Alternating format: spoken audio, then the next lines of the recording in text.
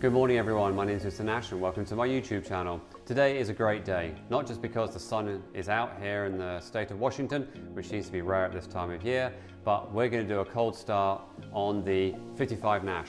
Haven't started it for over a week and the startup procedure is different to a normal car. I'll show you how it's all done, and just to make sure that these big block Chevy engines behave, I have me and Mr Fire Extinguisher just in case.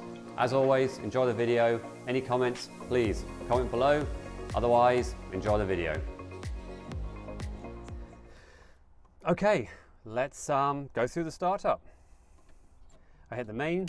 I then have two fuel pumps, a fan, and ignition.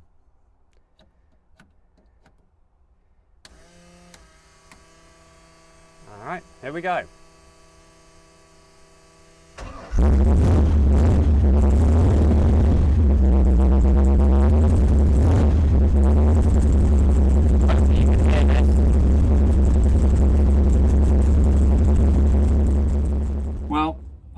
As you can tell from that last video, that didn't work. The volume obviously is too much for the microphone and it just caused a huge amount of distortion.